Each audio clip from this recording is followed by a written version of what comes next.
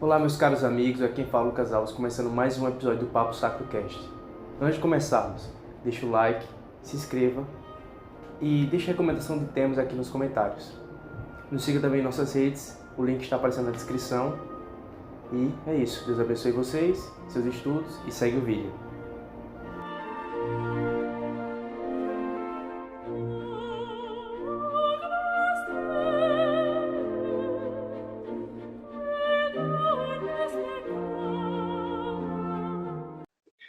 Vamos lá, vamos começando já deu um bom tempinho. O tema da conversa, antipsiquiatria, igreja e aconselhamento. A gente conversou um tempinho, não foi, Vitor, sobre o título. Vitor deu dois títulos. Um mais polêmico que eu gostei, mas Vitor foi prudente, usou da virtude, foi prudente e botou esse, que eu gostei também, muito bom também. Os dois são ótimos. Vitor, você quer fazer um panorama sobre a discussão que a gente vai ter agora? Pode ser. Só mandar uma boa noite aí pro artesão aí, ó. Aí, grande Léo. Grande Calil aí. Então, bom, basicamente, a gente vai falar aqui hoje do fenômeno da antipsiquiatria, né? Que foi um fenômeno cultural da década de 70, mas que tem uma presença ainda forte hoje na nossa sociedade. Como o próprio nome já diz, antipsiquiatria é um movimento que é contra a própria arte da psiquiatria, né? Enquanto ciência médica. E a gente vai discutir, então, como que esse movimento ele influenciou a própria igreja, né? E aí você tem, dentro de certos setores, dentro do cristianismo mesmo, aqui no Ocidente, que vão ter uma certa dificuldade de aceitar a psiquiatria, vão aconselhar mesmo os seus seguidores a não procurarem psiquiatras, né? Particularmente, a gente vai daqui a pouco falar em nomes, mas particularmente vai surgir então a ideia de um aconselhamento, né? E que desde já, né, de antemão aqui, é bom deixar claro, aconselhamento é uma coisa muito boa, é uma coisa sensacional. Eu sou a favor de aconselhamento, inclusive de aconselhamento leigo. Eu não sei qual que é a sua perspectiva sobre isso, Lucas, né? Mas assim, eu sou a favor do leigo se preparar, né, para aconselhar pessoas. Isso acontece nos Estados Unidos, eles têm uma experiência muito mais forte com isso aí, né? Uma experiência muito mais longa, né? De longa data em relação a isso aí. Mas o aconselhamento ele não pode jamais substituir o tratamento com um profissional especializado, né? A psiquiatria já se consolidou. A gente pode ter várias críticas aqui ali sobre como ela vem sendo praticada, e eu com certeza sou um daqueles que tem muitas críticas, mas tá aí, o resultado tá aí, não adianta. E quanto pior o estado do paciente, mais resultado a gente tem, né? Então é basicamente isso aí. E se expandiu, né, essas críticas à psiquiatria e chegou na área da psicologia. São de fato duas disciplinas distintas, uma na área da medicina, outra tem aquele debate se é humanas ou é saúde, a cor azul não é. Mas enfim, os dois lidando com a alma, com a psique do homem, começou também a se expandir essas críticas à psicologia, ao ponto de, em vários locais, mas a gente vai focar nos púlpitos das igrejas, se pregar um discurso antipsicológico e antipsiquiátrico. É um discurso que afirma que são filosofias vãs, que são sabedorias humanas, que transtornos e certas doenças são apenas convenções de pessoas que têm autoridade no alto escalão assim, da medicina mundial para manipular, para enfim, tirar o lugar de Deus no cuidar da alma do ser humano. E o nosso discurso aqui, hoje, o meio de Vitor, principalmente o de Vitor, não é não é bater nessas outras pessoas. São irmãos nossos, são irmãos em Cristo. Eu não as conheço pessoalmente, mas devem ser pessoas boas. Porém, o discurso é altamente danoso. Fere a razão e fere vidas. Então, nossa função como pensadores cristãos, até como cristãos em si, é juntar certos argumentos que se levantam contra o conhecimento do autismo. E esse discurso antipsiquiátrico, psicologia, se levanta contra o conhecimento do Senhor, contra a boa verdade e a verdade. Então, é nesse sentido que vamos analisar essa questão toda. A gente vai falar do ponto de vista, primeiramente, científico, a gente vai focar um pouco mais na psiquiatria, e depois a gente vai tratar nas questões mais teológicas em torno dessa questão da psicologia e psiquiatria. E quanto ao aconselhamento, eu concordo. Eu tenho a velha discussão também sobre o coach e o psicólogo. Tem toda uma discussão nas faculdades. Normalmente, o mais invocado é sempre o que está nos primeiros períodos da faculdade, porque o cara está ralando para chegar lá e a pessoa chega assim do nada e já consegue grande destaque. Mas tem espaço para todo mundo. O que importa é estar ajudando. O negócio é aquele negócio coach quântico, né? Que é preocupante. É quando o negócio já é um pouco charlatanismo, etc. Mas, enfim, A tem espaço para todo realidade, mundo. Lucas, a realidade, Lucas, assim, pelo menos do meu ponto de vista, é que a gente ainda está cimentando as ciências da mente. Exato. Não está pronta. É uma coisa recente na história. Então a gente não sabe lidar ainda com isso tudo. Então, por enquanto, a realidade é que quem puder somar, quem puder entrar nessa jogada para ajudar as pessoas, olha, meu filho, tem muita gente perturbada que precisa de ajuda, né? E é ajuda que só o psiquiatra, só o médico, só o psicólogo não dá conta. É muita gente. Então, assim, o que você puder ajudar, né? Tem lugar para todo mundo. É isso que eu falo. Né? Tem lugar para todo mundo. É claro que eu creio que daqui talvez uns 30, 50 anos, a gente vai ter tudo isso cimentado, assim, né? Uma divisão das ciências, assim. Mas ainda não tem isso, né? Então, a própria ideia do coach, né? O coach é alguém que trabalha com sua motivação, né? Então, assim, a gente já não tem isso em time de futebol. Todos os grandes times de futebol têm isso. É. Então, a gente só trouxe algo da competição, do esporte, para outras áreas da vida. Assim, a gente, eu tô falando eles, né? Eu não sou coach, né? Mas, assim, é isso que o Lucas está falando, né? Porque hoje tem terapeuta, sem formação de psicólogo, hoje tem o cara que se denomina coach, etc. Tem o pessoal dos empresários aí, então é muita coisa. É um assunto grande, né, Lucas? É todo um vídeo à parte, né? É Toda. todo Quem dia a sabe uma parte. próxima live sobre isso. É um tema interessante também. Cada tópico aqui dá mais uma live, né? É verdade. E você falou da questão de ser uma ciência muito nova, a ciência que lida com a mente humana. Cara, tão nova que a neurociência chegou agora ainda. É muito recente. Eu acho que a mais velha que lida com isso é a filosofia, depois a psiquiatria, que bebe da filosofia.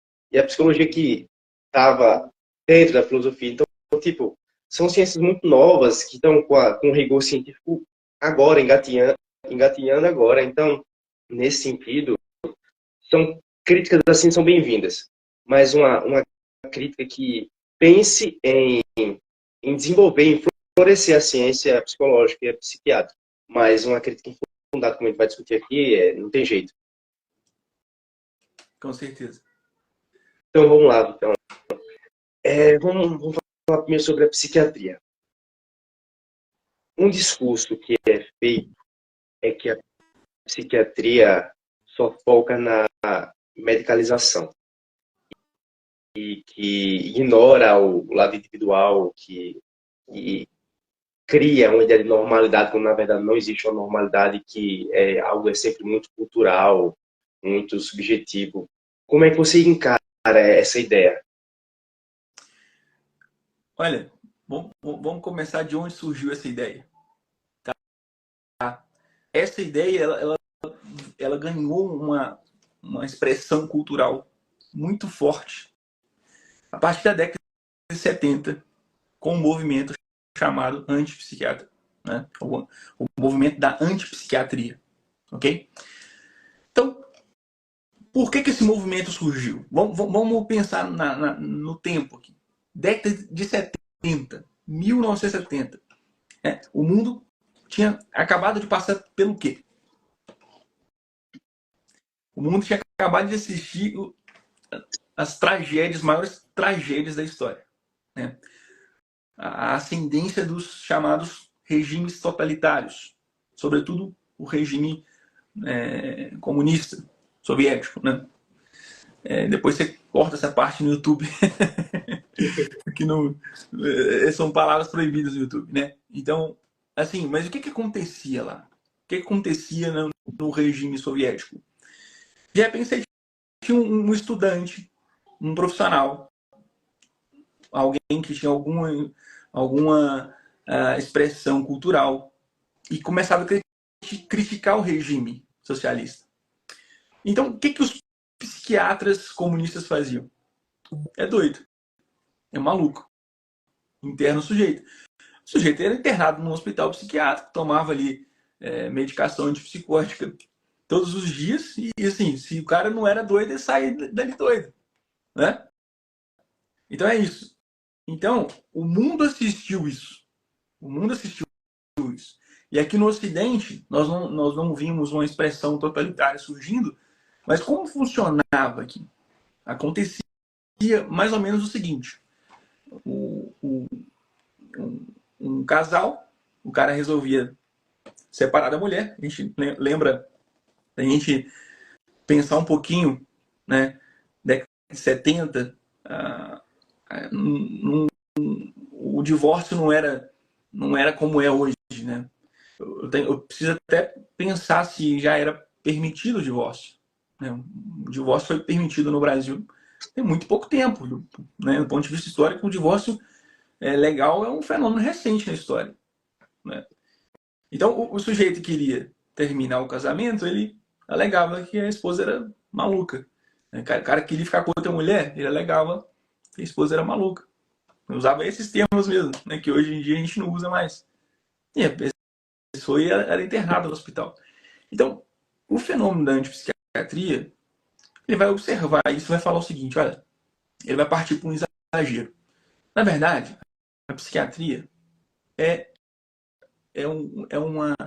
uma conversa viada. É um artifício da sociedade para excluir as pessoas. Então, você tem um exemplo do regime soviético, né? Você tem um exemplo aqui que eu acabei de dar, do marido que não quer mais a esposa e taxa ela de doida. Então, é isso que vai acontecer. Então, eles vão começar a levar essas críticas ao extremo, né? Como se realmente não houvesse psiquiatria. E a psiquiatria, enquanto ciência médica, enquanto arte médica, estava se desenvolvendo timidamente. A gente não tinha o que nós temos hoje. Né?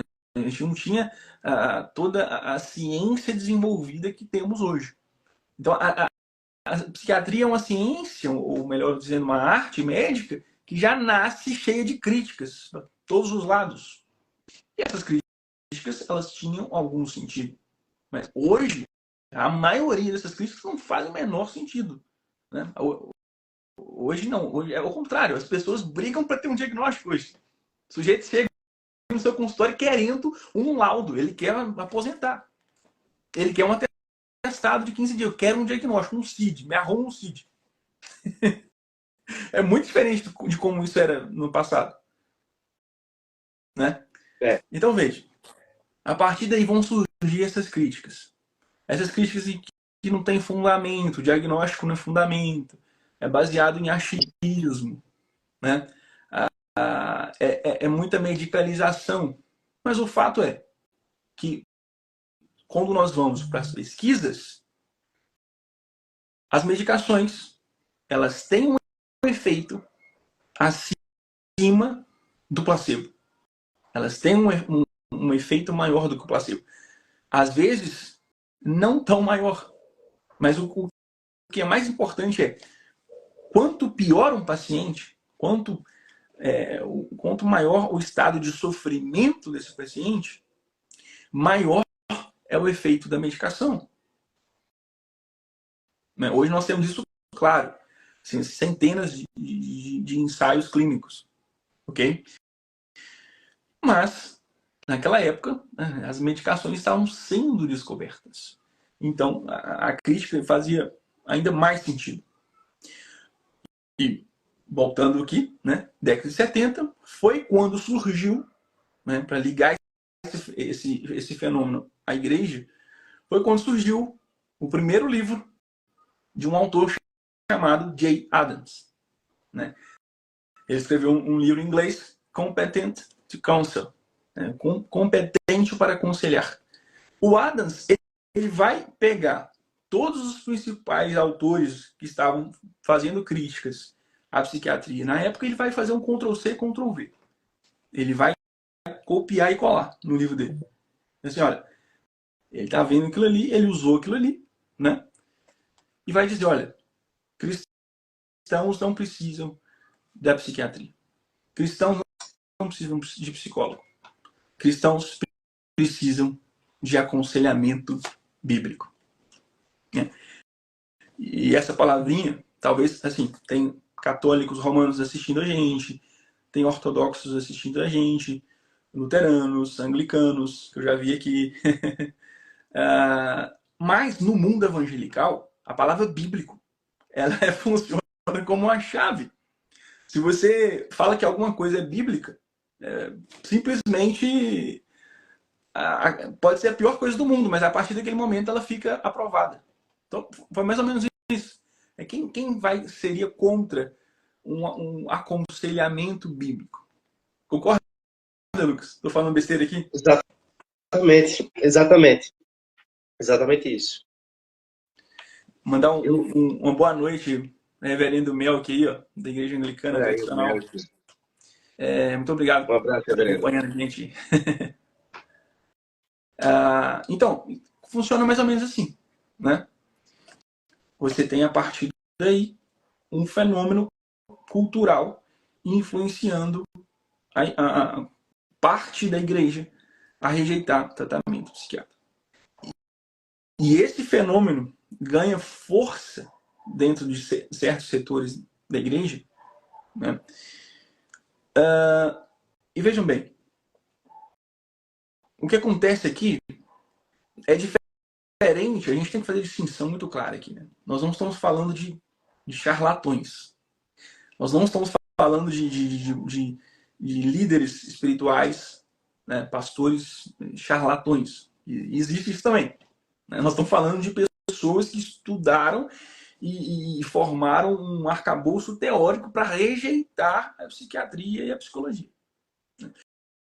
Porque charlatão tem muito, assim. Eu já cansei de, assim, pacientes meus, olha, doutor, o tratamento tá legal, mas fui na igreja domingo e o pastor falou que eu tenho demônio, que eu tô endemoniado e que eu não vou melhorar, que isso só vai me prejudicar, esses remédios que eu tô tomando, que isso é obra do diabo, etc. Então, assim, acontece.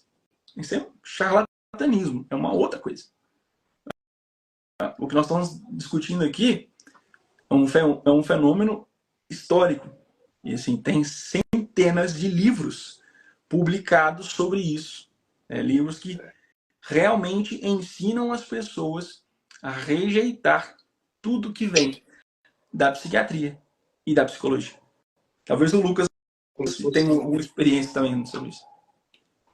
E é interessante que a rejeição é como se fosse algo, não vou falar por todos, porque eu nunca parei para ler a obra de Jay Adams, mas por pastores que eu já vi, vídeos, pregações, como se fosse uma artimanha de Satanás a psicologia e a psiquiatria.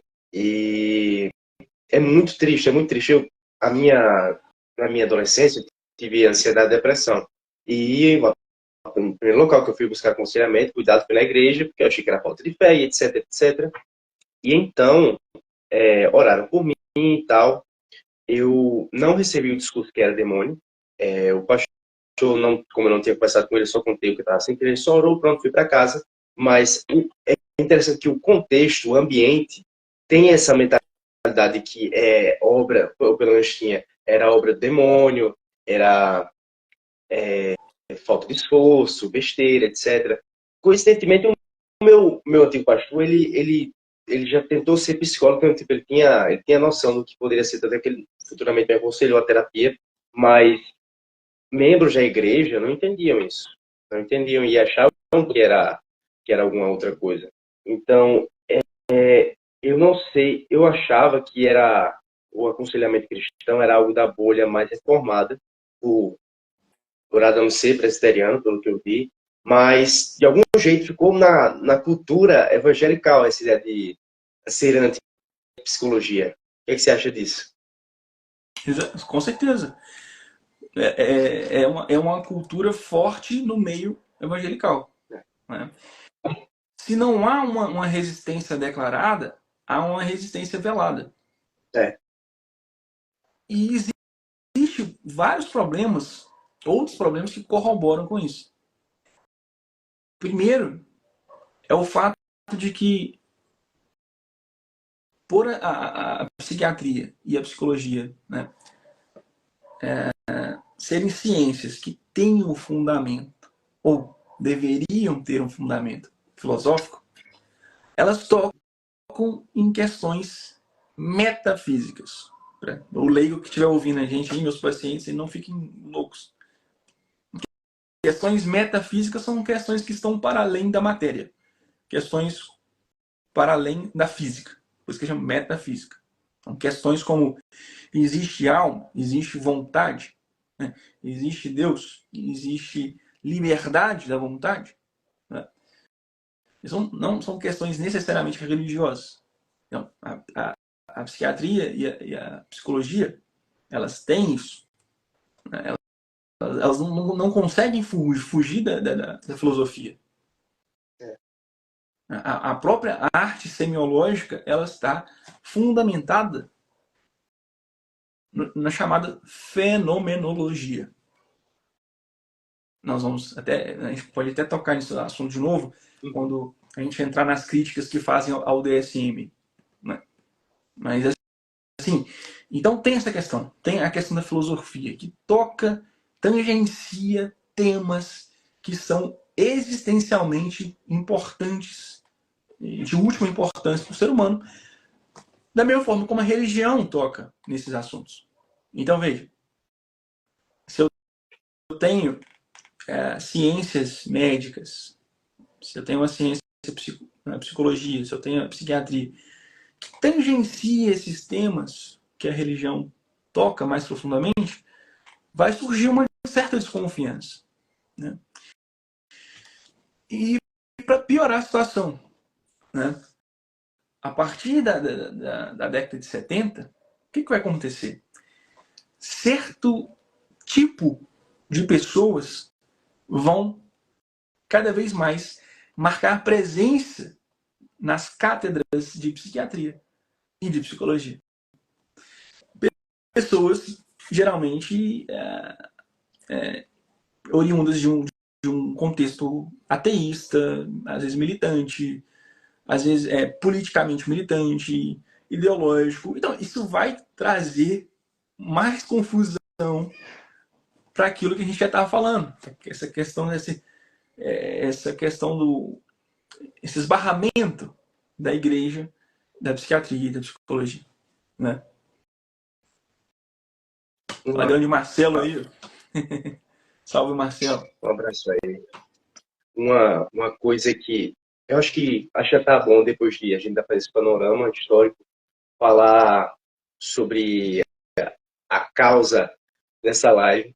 Existe um pastor chamado Pastor Mocelin, e ele há um bom tempo, na verdade, tem feito ataques à psicologia, à psiquiatria, porém eram vídeos isolados, tal, mas ele se propôs a fazer uma série de vídeos onde ele fala da origem da psicologia, de por que ela é falha, de por que ela é humana, por que ela é do diabo, etc, etc, etc. Eu tive que assistir os 7 episódios, acho que é 7 ou 6, o que foi muito penoso. E eu mandei o link para o Vitor, não sei se o Vitor aguentou, ele tentou iniciar também, ele me contou que não aguentou. Foi algo muito cansativo, eu tive que botar enquanto eu ia para algum canto, porque se eu escutasse parado eu ia ficar muito incomodado. Enfim, o Mocelin, ele tentou começar a misturar as coisas, tentou botar na mente dos cristãos, da igreja dele pelo menos, e nos comentários do YouTube, que fazer uma terapia, ser cristão, ou ser cristão e ser psicólogo, ou ser cristão e ter algum respeito da psicologia é algo incoerente. E foi por fazer isso na minha quaresma, vai ser minha penitência. E quando eu vi, eu falei logo com o Vitor, eu tenho que fazer uma live sobre isso, porque é um tema relevante, pertinente, e é muito danoso. E a primeira crítica que ele faz, Vitor, é dizer que a psicologia é ateísta, porque ele só cita 2 pessoas, Freud e acho que Skinner, eu não lembro agora. Mas é tipo, Freud e Skinner, ele fica nisso. Ele resume a psicologia a Freud, ele parou há décadas atrás. Então, tipo, o que você acha desse reducionismo da psicologia a certas personalidades e também a inferir que ela é uma ciência ateísta? Então, vamos lá. Se a pessoa quer criticar a psicologia em si e não um acidente dela, um momento ruim dela, uma falha dela, né? Se ela quer criticar a psicologia em si, ela deve voltar a quem começou o estudo da psicologia. Ela deve voltar a Platão, a Aristóteles, ela deve voltar a Tomás de Aquino. Concorda, Lucas? Ela deve voltar lá atrás. E quando a pessoa volta ao estudo dessa psicologia, que é a psicologia metafísica mesmo, de uma base filosófica, ela vai ver que a própria igreja foi a que mais contribuiu para o desenvolvimento dessa disciplina. Tá, mas vamos esquecer isso por um momento, né? A Samara até comentou, esse é o fato, eles não voltam em Platão. Presumem que é só Freud para frente. Exato.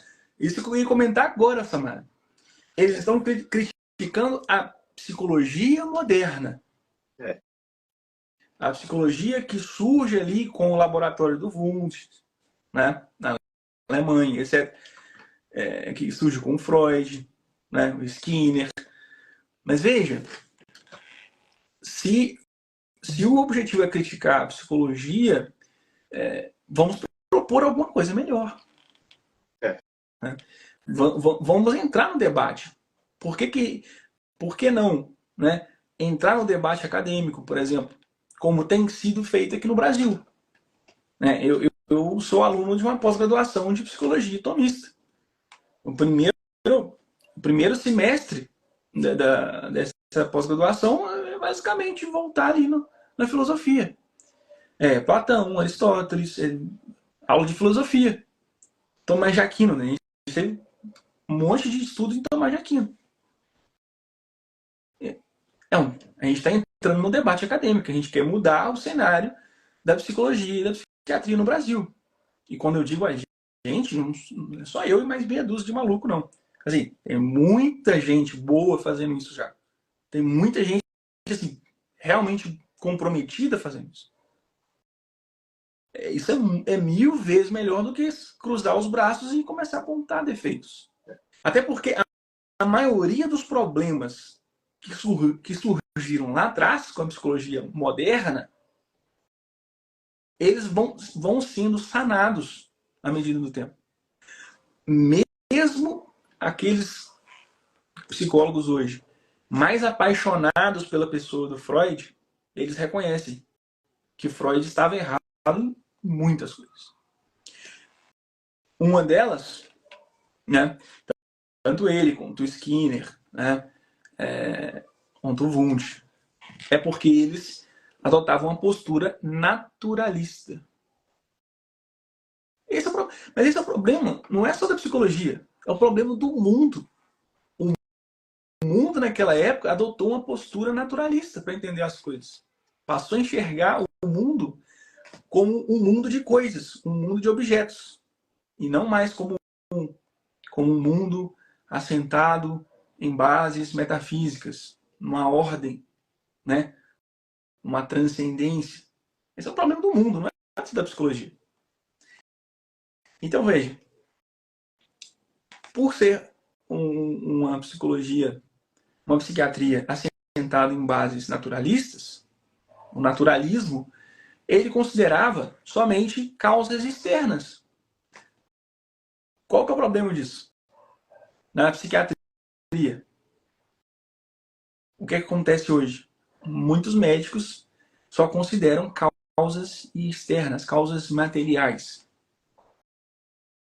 O homem, ele tem uma causa formal, uma causa material, uma causa eficiente, uma causa final.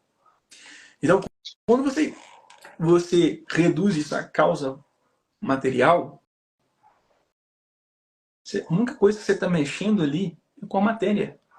Você está desconsiderando uma causa eficiente, que é a própria vontade do ser humano.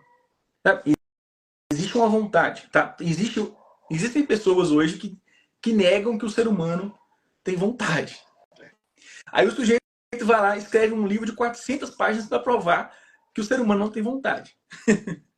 Mas até para dizer que o ser humano não tem vontade, ele pressupõe que os seus leitores possam concordar com ele ou não. Então, assim, é uma causa perdida. Né? Que o ser humano tem uma causa, o ser humano é causa de si mesmo. Isso não é pregação, isso é religião. O olho dá conta de ver isso aqui. É filosofia. O ser humano é causa de si mesmo. Então você pode mudar coisas em você. Você pode crescer, você pode amadurecer, você pode mudar comportamentos, evoluir. Você tem uma vontade. Então veja, a psiquiatria e a psicologia moderna começaram a ignorar isso. Só que o ser humano é incoerente, graças a Deus. E eu não conheço nenhum profissional que ignora isso. Né? Não conheço nenhum profissional que ignora isso. Na prática, no dia a dia, a maioria dos profissionais tratam o ser humano como ser humano mesmo. Né? Às vezes eles não têm o recurso para entender essas coisas que nós estamos discutindo aqui. Mas eles não conseguem tratar um ser humano como, por exemplo, um cirurgião ali que abre uma barriga ali e opera um fígado. Não tem como. Não tem como. Você está diante de um ser humano. É por isso que a psiquiatria não pode ser jamais colocada como mais uma ciência médica. Não tem como. Não tem como. É uma outra coisa. Ela tem uma parte, um aspecto médico, científico, essencial, importante. Eu já mencionei os ensaios clínicos aqui. Mas veja, quando que numa consulta médica, de uma outra ciência médica, acontecem coisas como, por exemplo, hoje, que eu fui atender um paciente e o paciente não quis ligar a câmera. Eu tive que fazer uma consulta só por áudio. Ele me via e me ouvia, mas eu só conseguia ouvir ele. Por quê? Porque ele tinha vergonha. Você não vai encontrar isso em nenhuma outra área da medicina. Porque as pessoas, veja, por mais que as pessoas tenham vergonha de mostrar alguma parte do corpo, elas vão ao médico e mostram. Elas entram no consultório, se despem, aí você tem aquele avental, né, que meio que desumaniza o sujeito. A partir de agora você é um objeto. É isso. Na psiquiatria não tem isso. Então, Quantas vezes, né, na primeira consulta você nunca consegue tirar tudo do sujeito? Você precisa saber. Você precisa saber coisas da infância, da adolescência, coisas íntimas sobre o relacionamento dele, sobre o casamento, sobre criação de filhos, etc. Aí você gasta uma, duas, três consultas, quatro, para tirar e extrair tudo. Não é uma ciência médica qualquer. Não é. Mas não deixa de ser uma ciência médica. Ela tem um aspecto médico, um aspecto material essencial. Então, veja, é toda uma questão complexa que se perde nesse discurso de a psicologia é ateísta. Meu Deus, onde você tirou isso? Aqui no Brasil mesmo, a gente teve bons pensadores da psiquiatria e da psicologia. Um deles, né, vou mostrar para vocês aqui, ó, esse livro aqui, Augusto Nobre de Mello, tá? Brasileiro. Você acha aí na estante virtual aí, perdido aí, tá? Eu conversei com o Dr. Ítala, ele talvez, eu acho que ele vai reeditar esse livro, né? Mas assim, brasileiro. Ele começa a discutir psiquiatria, sabe onde que ele começa a discutir psiquiatria? Um brasileiro, tá? Não é um tomista, não é um... Ele começa a discutir psiquiatria em Platão, Aristóteles, Tomás de Aquino, etc. Um dos grandes autores da psiquiatria brasileira. Aqui. Então, assim, com certeza, o Rodrigo Mussolini não teve acesso a isso. Com certeza não. E eu acho, Vitor, que... E pelo que eu vi na bibliografia dele, que ele tipo, não bota referência, ele bota só... Ele diz o nome do autor e às vezes aparece o título do livro. Então, tipo, a pessoa tem que correr atrás. São todos antipsiquiátricas. Antipsiquiatras mesmo. Eles são todos. Então, tipo, ele vai aonde tem um discurso já igual ao dele, parecido com o dele, já pronto. Mas por quê? Isso, Porque ele pegou isso dos livros do Jay Adams. Tanto é que os autores que ele cita são autores extremamente desatualizados. Ele pegou dos livros do Adams e dos livros dos discípulos do Jay Adams. É isso. a gente vai focar daqui a pouco nesses autores e algumas objeções que os livros deles trazem. A gente foi além, a gente não foi só nos argumentos que Mussolini trouxe, mas também trouxe argumentos que são tratados nos livros, no caso. Uma outra questão que você expôs perfeitamente é a ideia do fundamento da boa filosofia. Como você falou, se não existe a metafísica, de fato, é uma psicologia danosa. De fato, é uma psicologia que não entende o homem de sua completude. Só que ele se agarrou justamente ao que a psicologia não tem oferecido de melhor, que era a psicologia moderna, que era, de fato, a psicanálise e o behaviorismo. Era uma fase onde a ciência psicológica estava impregnada de positivismo. E isso existe até hoje. Mas naquela época era o ápice da a psicologia científica. Então, querer ver algo metafísico, querer ver algo que toque um transcendente, que não reduz o homem a só a compostos neuroquímicos, etc., não faz sentido naquele momento. Porém, ele não se atentou às boas literaturas que existiam mesmo assim. Ele só fica nesses dois, ele fica só em Freud e Skinner, mais tipo, acho que é Skinner que ele fala.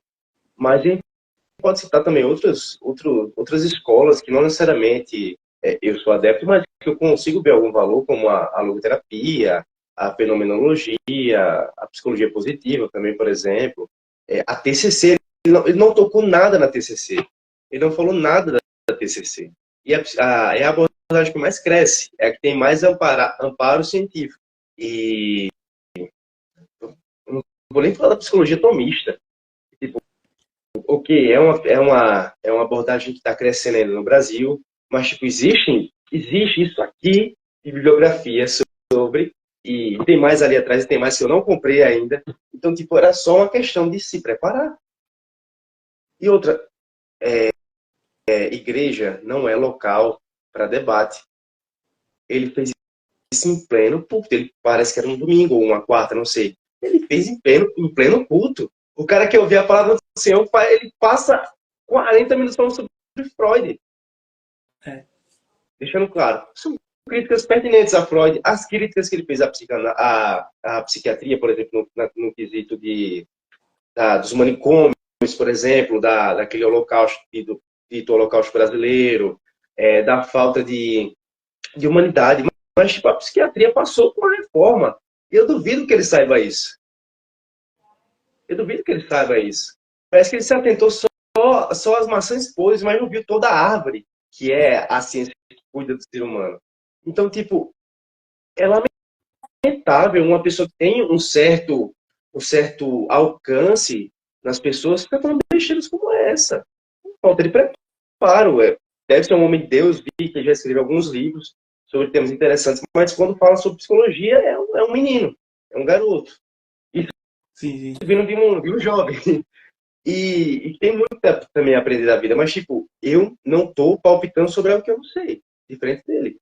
Ele tem uma pauta e ele tá lutando por essa pauta, ele não tá buscando a verdade. E sabe uma coisa interessante? Ele chegou no cúmulo do absurdo, porque eu tava pensando, pô, se ele nega a psicologia, ele tem que negar outros saberes, porque ele não toca na medicina. Por quê? Eles querem um saber mais, ter como ser imparcial, tá, um médico ser ateu, não interfere no tratamento.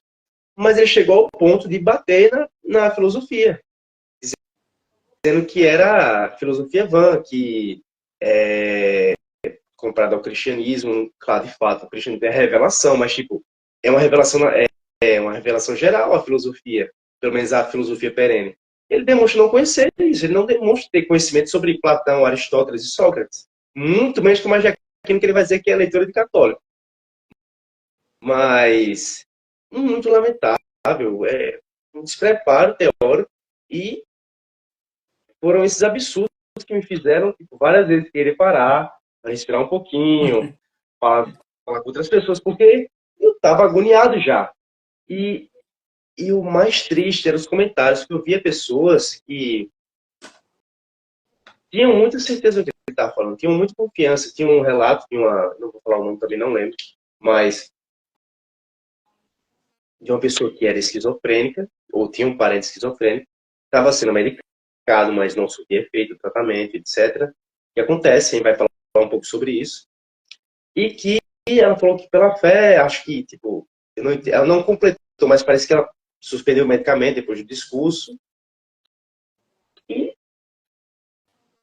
é isso. O Mussolini ele fala que não existe transtornos, ele diz que ele deu uma definição horrível de esquizofrenia, porque ele se atentou ele foi muito ao pé da letra. Ele fala que o esquizofrênico ele crê em crenças falsas. Ele acha que o esquizofrênico é alguém que crê numa mentira. Ele acha que, tipo assim, pô, isso aqui é Coca-Cola, vou tomar. Não é que o intelecto dele capta a realidade de forma errada, porque ele quer, mas é porque ele não está em plena capacidade cognitiva de entender, de diferenciar uma ilusão de uma realidade. Até para uma pessoa neurotípica, que tem uma alucinação, às vezes fica confusa, imagina alguém que não está plenamente apto. Não está no nível da intelecção, está no nível da senso-percepção. Exatamente. Senso-percepção, ela é anterior à intelecção, né? É aquilo que Aristóteles Desafio ele, não existe esse... pode falar. É aquilo que Aristóteles dizia, né? Nada está no intelecto sem que antes esteja nos sentidos. Quando Aristóteles fala dos sentidos, ele está falando, inclui ali a senso-percepção, os seus sentidos. Sua capacidade de sentir as coisas, tocar, cheirar, né? Sentir o gosto das coisas. Sim. É isso que está comprometido no esquizofrênico. Não chega no nível da intelecção. E um desafio, não existe, é só uma pessoa com crença falsa, vá no CAPS. Vá no CAPS de noite ou de tarde, no horário de pico, e só diga que pode acreditar na mentira. Pronto, você está bem, você está curado. Vamos ler a Bíblia. Não é assim que funciona. Falta misericórdia também pela vida de uma pessoa. Ele está ali porque ele quer, porque ele está acreditando numa mentira. Não, não é uma questão de ele está se enganando. Não. É algo por trás também. É todo um fator. É aquela ideia de que o materialista fala, que tipo assim, se existe alma, como é que a pessoa tem Alzheimer, por exemplo? Então quer dizer que a alma tem Alzheimer? Não, é querer invalidar a existência de um pianista porque o piano está com defeito. Então, nessa mesma analogia, o piano está com defeito dessa pessoa. Não é culpa do pianista. Não é falta de capacidade do pianista. Uhum.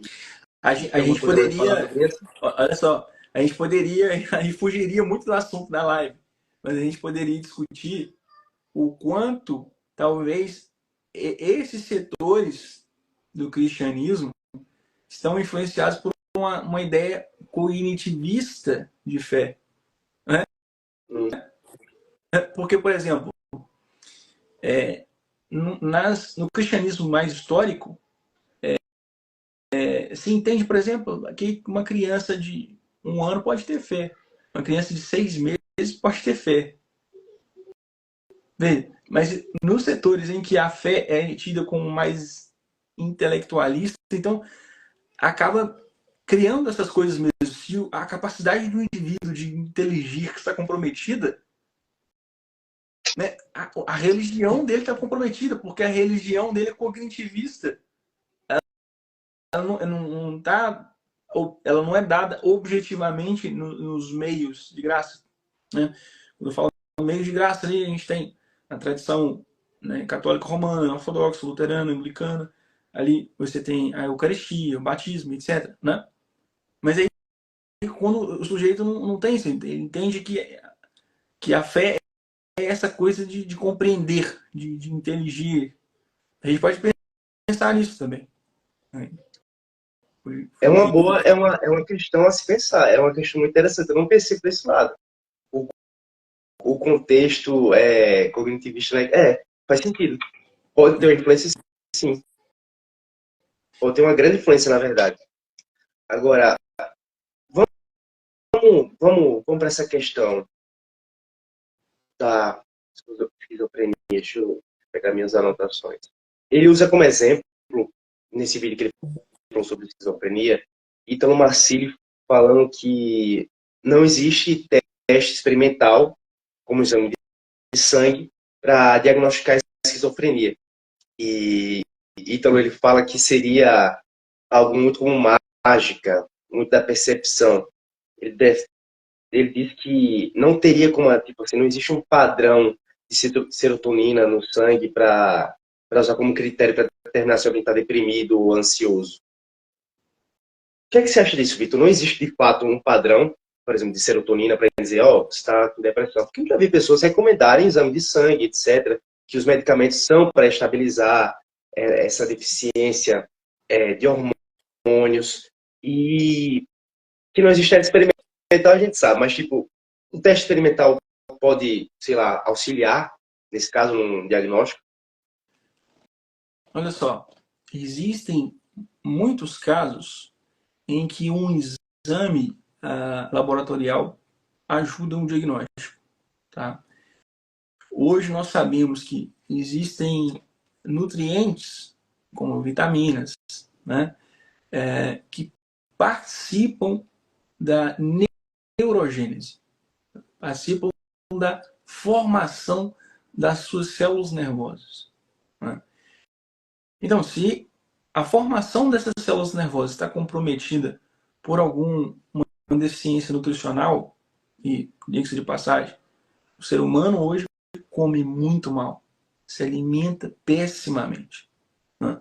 Nós não estamos falando do ser humano de 200, 300 anos atrás. Estamos falando do ser humano que come tudo industrializado. Né? Então, a carência de certos nutrientes hoje é muito maior do que antigamente. Esses exames sim ajudam, mas realmente, na maioria dos casos, você vai fazer um exame laboratorial e não vai encontrar absolutamente nada. O que não invalida o diagnóstico, né? O que não invalida o diagnóstico. Sobre a questão da serotonina, né? E outras aminas, né? Como a noradrenalina, dopamina, etc. O que a gente tem hoje são hipóteses explicativas com bastante evidência, não é? Porque se não tivesse nada a ver, o paciente não ia melhorar. Mas é assim, quanto mais grave um paciente, mais a gente viu o efeito dessas medicações. Agora, o diagnóstico ele não é feito com base em tratamento. Ele não é feito com base na medicação. Ah, eu dei o remédio, melhorou. Então era isso. Não, não é. Jamais. O diagnóstico ele está baseado na fenomenologia, naquilo que você observa, naquilo que pode ser observado. E, em grande parte, ele depende do paciente contar a sua história. Quando o paciente não é capaz de contar a sua história, é muito mais difícil. O profissional passa a depender da história de terceiros. Mais do que isso, ele passa a depender do que ele está vendo diante dele. E aqui a gente tem uma grande lição, né? Uma pessoa em franco sofrimento, ela perde a capacidade de ser o protagonista da sua própria vida. Ela perde a capacidade de contar a sua história. E aí os outros têm que contar a história, né? Então veja, mas quando a pessoa normalmente consegue contar a história, e conta com clareza, com verdade, a partir daquilo que pode ser observado, né? E existem técnicas também para nós vermos até onde aquilo que a pessoa diz é verídico ou não, né? Baseado nisso, o profissional formula um diagnóstico. Baseado nisso. Entendi. E na psicologia também, assim. É uma coisa que a gente estava até conversando no privado uma vez sobre.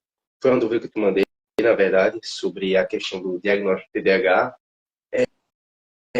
Existem testes, obviamente, mas muitas vezes uma questão clínica, uma questão do contato terapêutico que dá para se mostrar evidências. Vitor, então, tipo, eu entendi perfeitamente sua resposta, só esclarecendo uma questão. De fato, não existe um padrão de serotonina, né? Mas existem hipóteses. Como é que seriam essas hipóteses? Bom, as hipóteses formulam, existe toda uma discussão.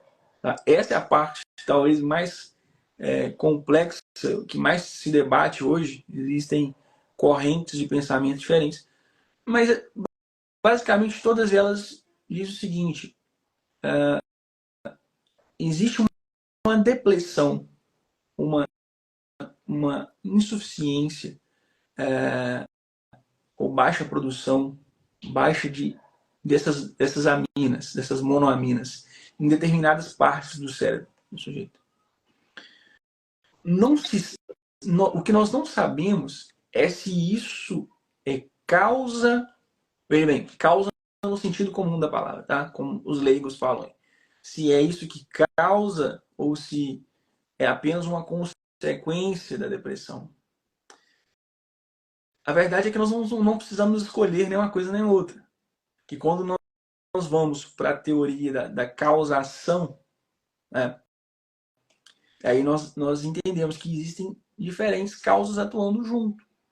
A causa material, a causa formal, a causa eficiente, causa final. Né? Existem várias causas atuando para que uma pessoa adoeça. Agora, importante destacar, Lucas, é que uma pessoa, 1 ano de depressão, 2 anos de depressão, uma vida inteira com depressão, o cérebro dessa pessoa não é o mesmo. Não é. E ela não consegue melhorar sem medicação. Quanto Existe mais tempo algo passa, ali. Está sim, sim. acontecendo algo ali. Mesmo que não seja a causa, que é isso que a ciência moderna não consegue dizer. E eu duvido que um dia eu consiga, tá? Mesmo que não seja a causa, com o tempo, aquilo ali se torna um estado crônico.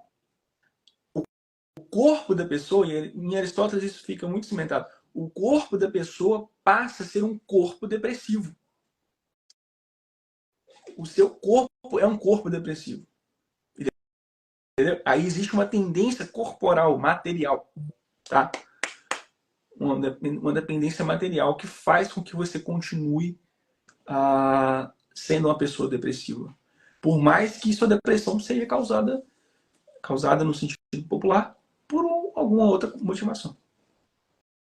Perfeito. Uma outra questão que ele falou foi sobre a distinção entre ansiedade normal e a patológica. Ele diz que a distinção reside na questão do grau de intensidade. No entanto, o argumento dele, na verdade, ele não diz isso, ele diz que os psicólogos e psiquiatras dizem isso. Mas o argumento dele é que não há critério objetivo para diferenciar o que é uma ansiedade patológica e normal. E que, tipo, a gente não tem um padrão para dizer o que é intenso e o que é depressivo. Ele diz que seria a análise subjetiva do clínico, o único método. Ele também cita Alan Francis, responsável pela formulação do DSM-4, que concorda com essa perspectiva. Como essa abordagem subjetiva impacta o diagnóstico e o tratamento da ansiedade? Se é que essa abordagem, se o que ele falou no início está certo, que tipo, a ansiedade normal e patológica não tem como se diferenciar por meio de algum critério de intensidade. Conseguiu entender o que é que eu repito? É confuso, porque ele usa diferentes argumentos, né? É um pouco confuso. Mas assim, se a gente desdobrar os argumentos, a gente vê o seguinte. Em primeiro lugar, né, a ansiedade é uma reação normal do ser humano. A ansiedade é normal. Transtorno de ansiedade é uma outra coisa.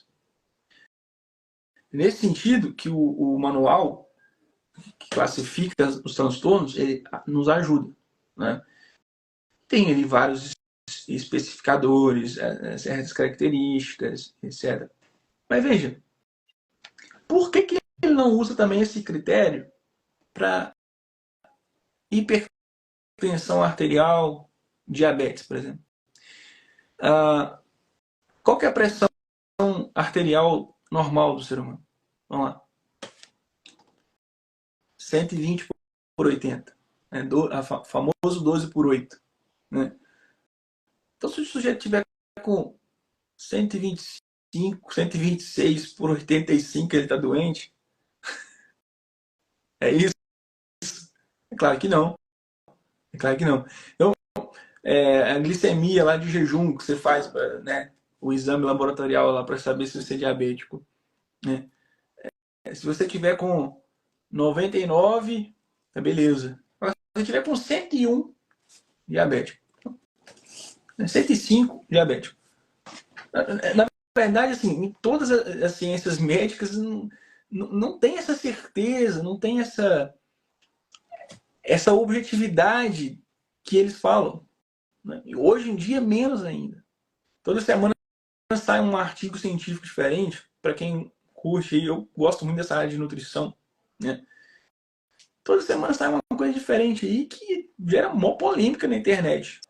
Não só na internet, mas nos congressos também. Você vê dois palestrantes, um falando contra o outro. Uma hora um alimento é bom, outra hora é altamente nocivo, produz câncer, depois Exatamente. aumenta a imunidade. A minha mãe entrou, um abraço para minha mãe aí, ó. Um abraço. Mas é claro que nós vamos ter uma subjetividade maior na psiquiatria. Agora, meu filho, quem disse que subjetividade é uma coisa ruim? Quem disse? Assim, você quer criticar a ciência moderna, a psicologia moderna, mas você é um moderno. Veja, você pensa assim também. E quem disse que ou subjetividade é algo ruim? Eu tenho critérios subjetivos, sim. Eu tenho. Aquilo tem que me impactar de uma forma. O paciente chega no meu consultório, a forma como ele olha para mim já me diz muito. Aliás, tem um livro, esqueci o nome do livro agora. O Dr. Ítalo mencionou na última vez que eu fui lá no Rio. Ele falou desse livro. Que diz o seguinte, esse livro, que os melhores psiquiatras fazem diagnóstico com 1 minuto de consulta. No primeiro minuto, do jeito que o paciente senta, fala e conversa, etc. Mas assim, isso é os psiquiatras muito, muito, muito experientes, que já conviveram, né, com essa há muito tempo na profissão, acabam pegando esse jeito, né? Porque é subjetivo mesmo. Mas tem que ser aquilo que o Jung falava, naquela frase que todo mundo adora repetir, né? Conheça todas as técnicas, conheça todas as escolas, né? Uma coisa assim, mas ao tocar uma alma humana, seja outra alma humana. É isso, afinal de contas. Tem que ter tem que ter algo de subjetivo. A psiquiatria não é como as outras ciências médicas. Nem por isso deve ser rejeitada, né? Se você fala isso, você é um moderno. Você quer tirar a subjetividade do ser humano. Só que isso é loucura. Isso afeta a cabeça das pessoas. Isso é loucura, isso leva a loucura. Né? O próprio Santo Agostinho, naquele tratado contra a mentira, ele fala isso. Olha, o princípio da sanidade é a confissão. Na terapia também. O sujeito chega para você, ele tem que confessar mesmo o que ele está sentindo, o que ele está passando. E quem mente fica louco. É pessoa cheia de mentira.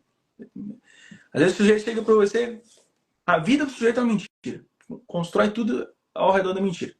Tá insano.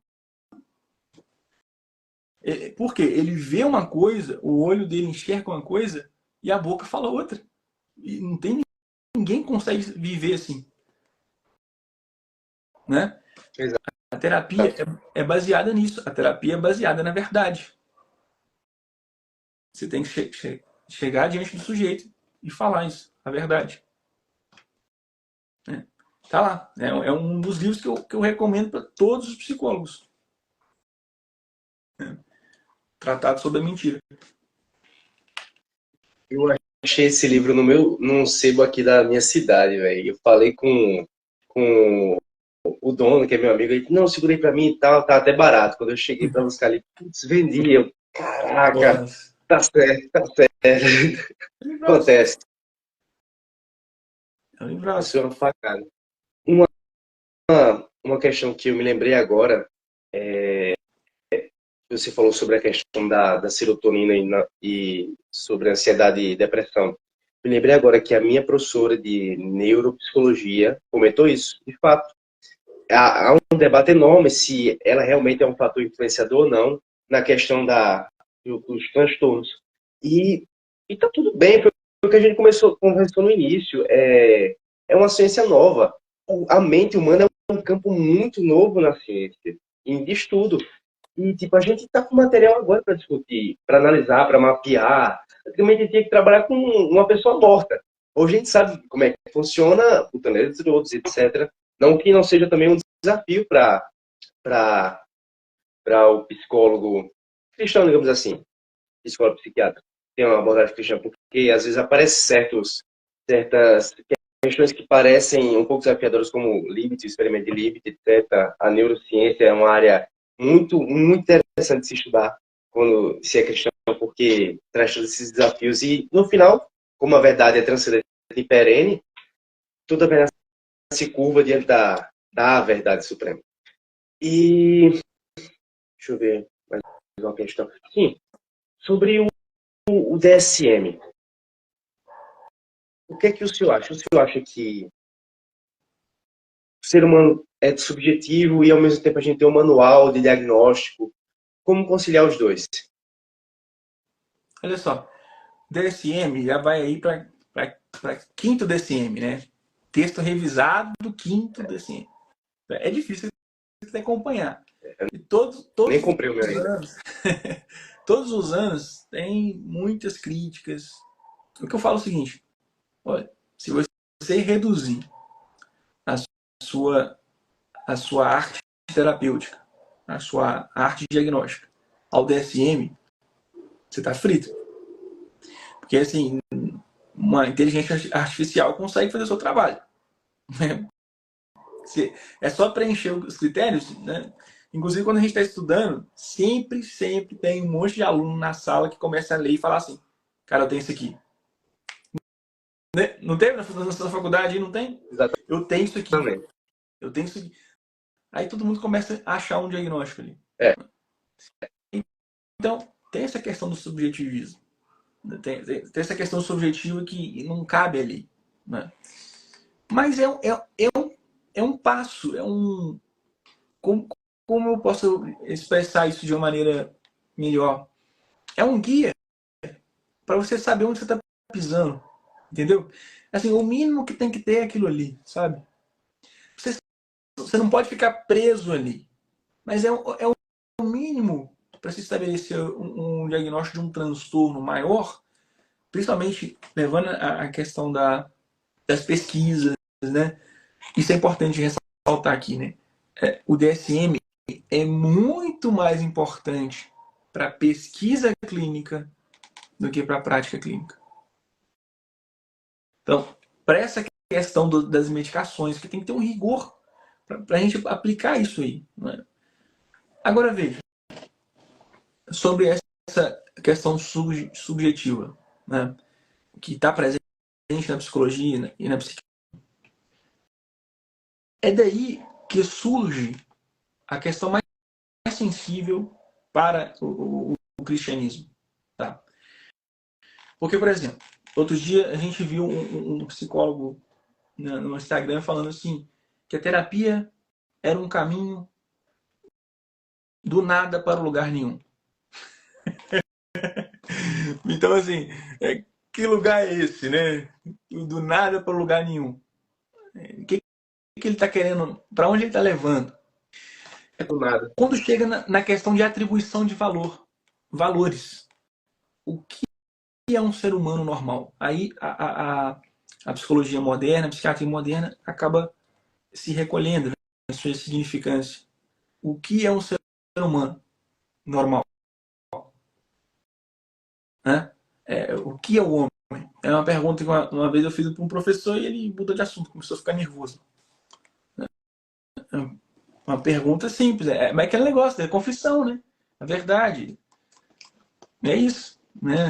Às vezes você faz uma pergunta simples e a pessoa não sabe te responder, porque ela nunca nem parou para prestar atenção nisso.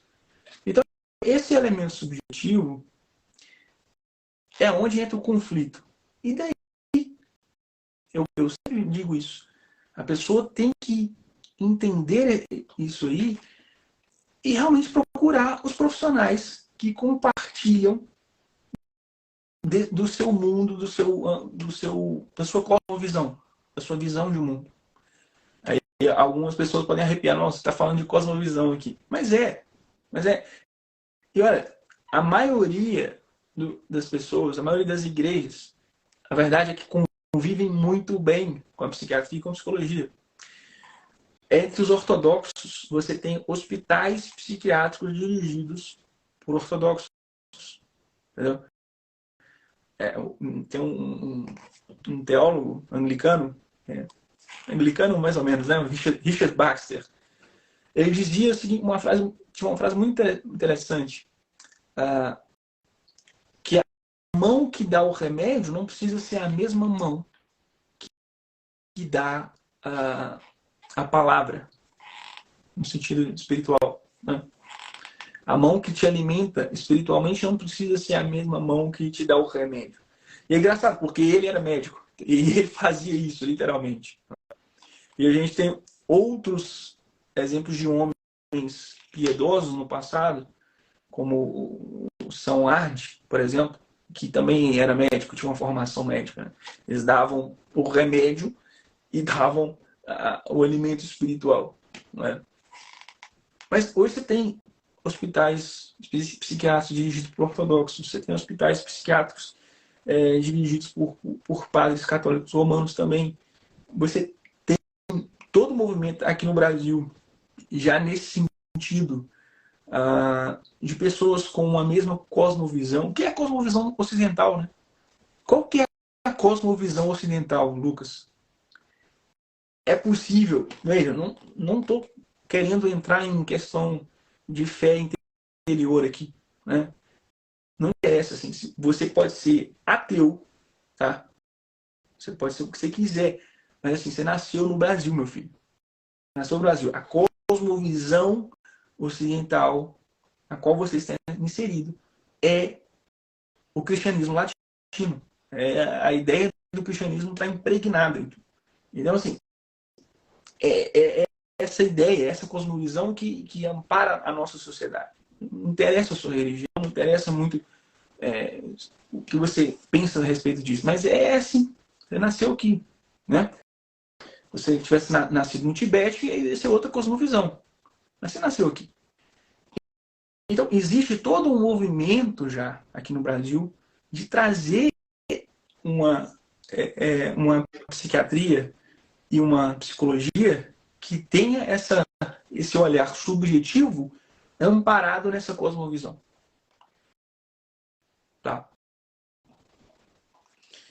E esse é o caminho, na minha opinião, esse é o caminho. Agora, isso tem que ser bem expresso, né?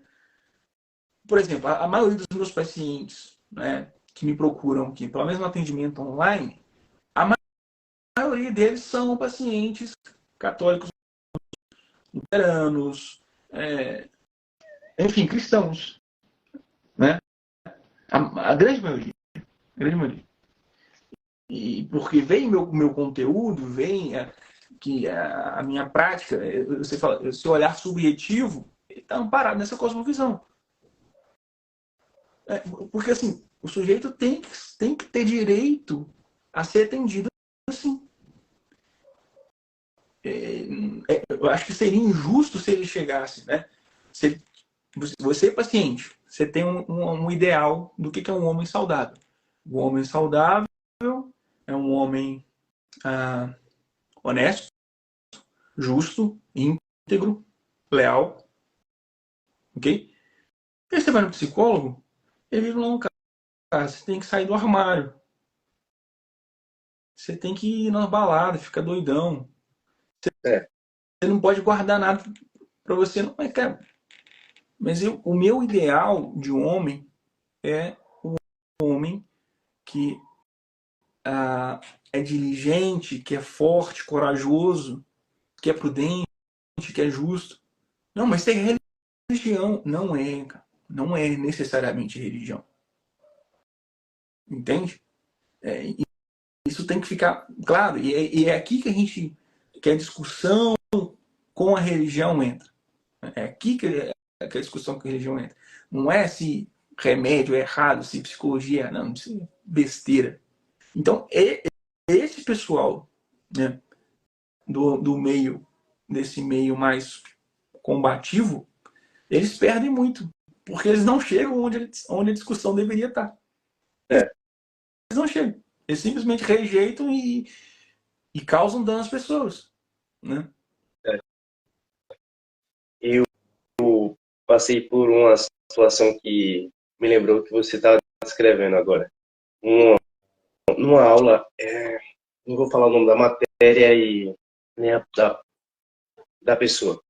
Eu estava, pós-aula, estava conversando sobre o assunto de chega um paciente específico com uma demanda na área sexual e ele sente o impulso para um certo comportamento, mas ele pessoalmente não quer seguir esse comportamento por motivos religiosos. Eu botei religioso na questão hipotética.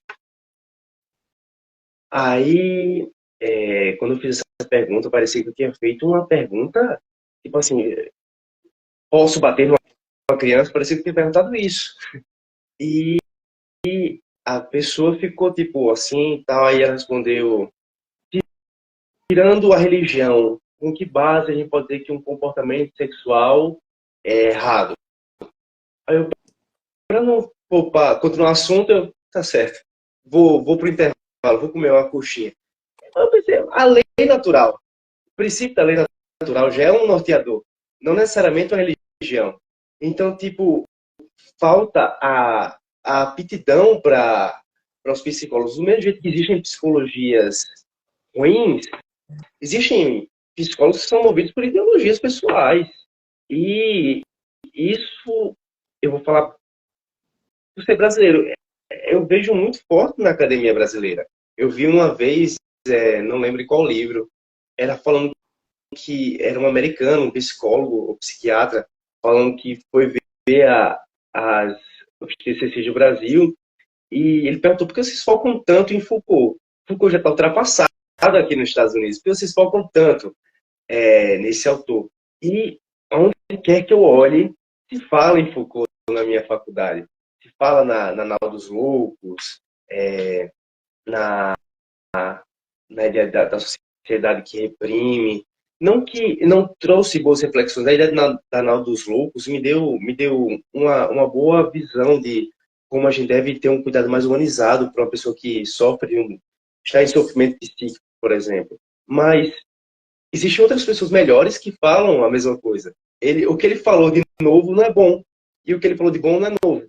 Então, tipo, essa é a problemática. Eu acho que, do mesmo jeito que existem psiquiatras que têm uma visão de patologização total, existem psicólogos que têm uma visão do ser humano totalmente deturpada, totalmente incorreta, totalmente depravada, não no sentido, digamos assim, moral, mas no sentido destrutivo.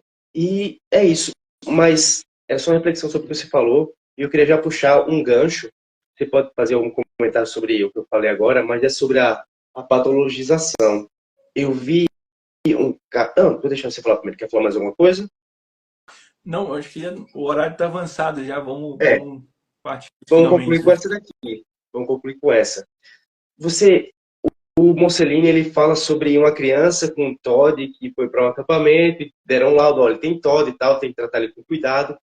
Aí ele falou, não, aqui vai tratar todo mundo igual, porque aqui é a Bíblia, tal, tal. E durante o acampamento, ele disse que o menino não teve nenhum atitude de oposição ou de ficar irritado com as ordens. Só que, tipo, isso não prova que um transtorno não existe, não é? O que é que você acha desse caso? Ele usa isso para mostrar que é falta de pulso firme dos pais para as crianças com transtorno. Veja, primeiro tem que saber se esse menino realmente tem TOD, né? Que é um sobrediagnóstico desses transtornos infantis é algo que pode ser discutido, tá? Se há ou não um sobrediagnóstico. E muitas pessoas acreditam que sim. O estilo de criação, modelo modelo parental que nós imprimimos hoje sobre as nossas crianças é um modelo diferente. E isso pode ser discutido em que medida isso afeta ou não o diagnóstico, né, de TOD, tá? Para quem não sabe, é transtorno opositor desafiador, tá? Depois vocês jogam um Google aí, tá? Mas enfim, o problema é que depois de um tempo, independente de se foi má criação, se o moleque é mal criado, etc. Depois de um tempo, a criança se habitua. Anotem essa palavra. Habitua. Tá? Ela se habitua a reagir ao mundo assim. Oposição e desafio. E adquire uma segunda de natureza. Né? O que é o hábito, no sentido filosófico?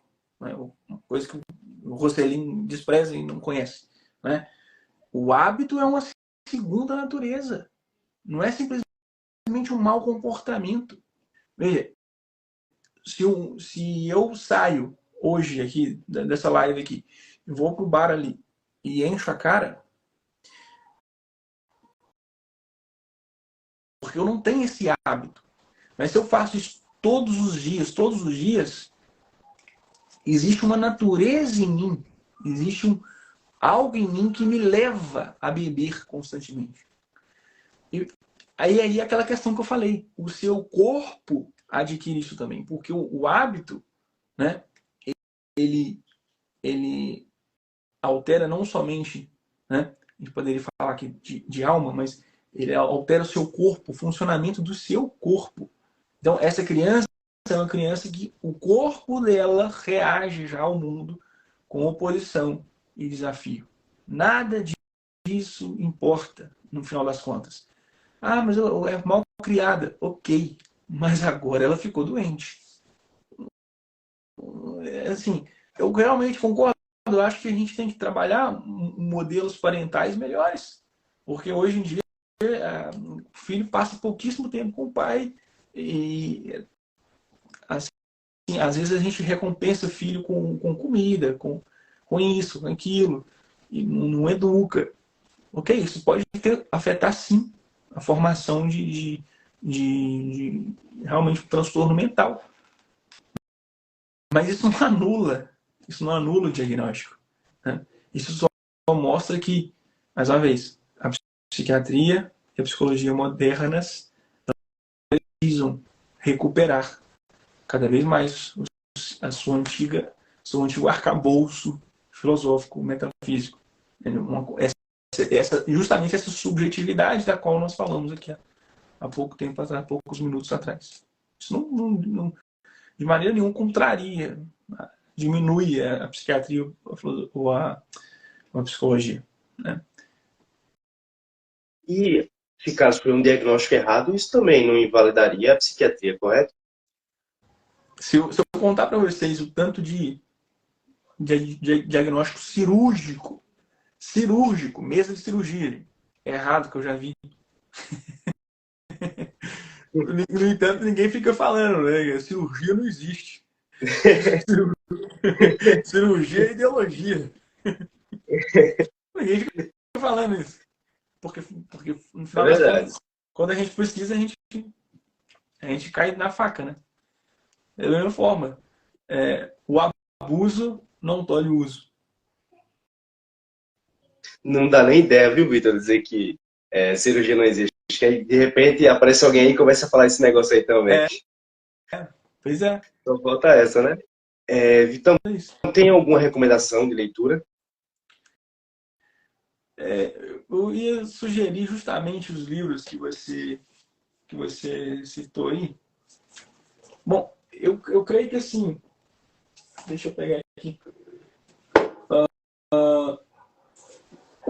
O Centro Dom Bosco tem lançado uma série sensacional, né? Sensacional sobre psicologia. Incrível.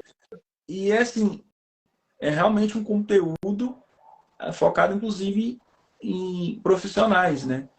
Então a gente tem, por exemplo, aqui o Rudolf Allers, né? É um proponente de uma filosofia, aliás, de uma psicologia com esse fundamento do qual nós falamos aqui.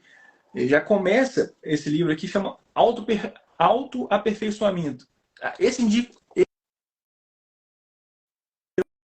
um pouquinho, mas eu indico. Deu uma cortada, pode. Deu uma cortada. Autoaperfeiçoamento. Eu indico até para os meus pacientes, tá bom? Porque sim, é um livro um pouquinho difícil de ler, mas ele já começa tratando de uma coisa simples. Você é causa de si mesmo.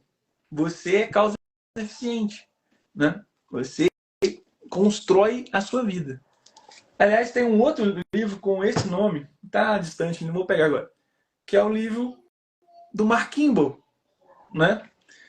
Que é o Mário Ferreira dos Santos, que é um pseudônimo do Mário Ferreira, que é o Constrói a Tua Vitória. Constrói a Tua Vitória é um livro também que eu indico para pacientes. Depois, quando for colocar no YouTube, você coloca a imagem aqui do Constrói Tua Vitória. A gente vai colocar as imagens. Vamos sim. Então, Uma recomendação que eu faço. Ah, desculpa, pode falar. não, pode continuar, porque é esses livros mesmo, que tá na sua mesa aí. Eu tenho esse aqui também de Arnes, a Psicologia do Caráter. Excelente. Arnes é bom não só para o terapeuta, para o profissional, mas acho que tem muito a ensinar também.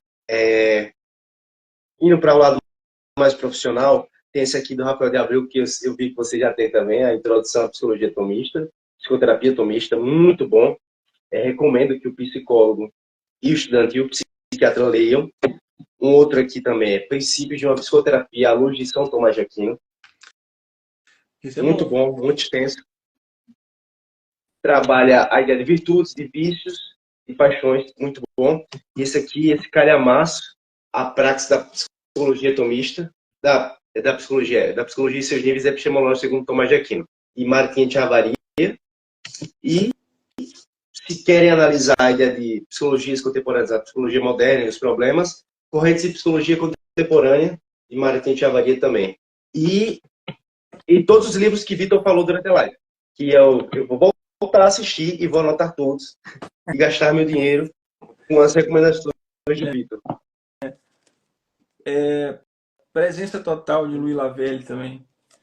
Eu acho sensacional para terapeutas também, né? Enfim, são muitos livros, né? A gente poderia passar aqui a noite toda indicando. Exato. É isso, Lucas. Exato. Eu acho que a gente cumpriu o nosso objetivo, né? Perfeitamente. Quem sabe não faz mais um só focando no aconselhamento bíblico, falando um pouco das origens, dos autores e etc. É isso, Vitor, muito obrigado, viu? Foi uma honra enorme. E é isso. Quer alguma consideração final? Falar mais alguma coisa? Não, só agradecer o pessoal que está aí acompanhando a gente essa hora da noite, plena terça-feira, né? É verdade. Então, é isso. Deus abençoe vocês, seus estudos e até a próxima.